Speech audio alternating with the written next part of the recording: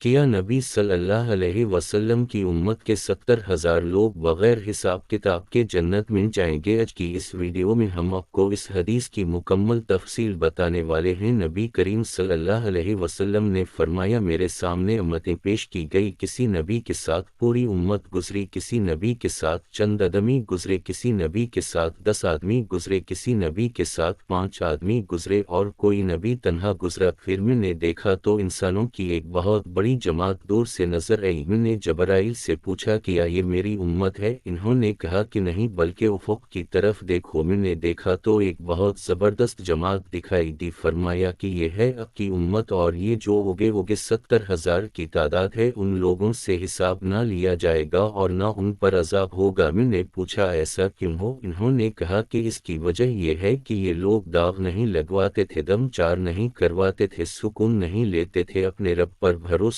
کرتے تھے۔ میرے نبی صلی اللہ علیہ وسلم کی طرف عکاشہ بن محصن رضی اللہ عنہ اٹھ کر پڑھے اور عرض کیا کہ حضور دعا فرمائیں کہ اللہ تعالیٰ مجھے بھی ان لوگوں میں کر دے۔ نبی صلی اللہ علیہ وسلم نے دعا فرمائی کہ اے اللہ انہیں بھی ان میں سے کر دے۔ اس کے بعد ایک اور صحابی کھڑے ہوئے اور عرض کیا کہ میرے لیے بھی دعا فرمائیں کہ اللہ تعالیٰ مجھے بھی ان میں سے کر دے۔ نبی صلی اللہ علیہ وسلم نے فرمایا کہ عکاشہ اس میں تم سے آگے بڑھ گئے۔ صحیح بخاری حدیث نمبر 6541۔ رسول اللہ صلی اللہ علیہ وسلم نے فرمایا، میری امت کے 70,000 لوگ بے حساب جنت میں جائیں گے۔ یہ وہ لوگ ہوں گے جو جھاڑ پھونک نہیں کرا دینا شروع لیتے ہیں اور اپنے رب ہی پر بھروسہ رکھتے ہیں۔ صحیح بخاری حدیث نمبر 6472۔ اللہ تعالی ہم سب کو ان 70,000 لوگوں میں سے کر دے، آمین۔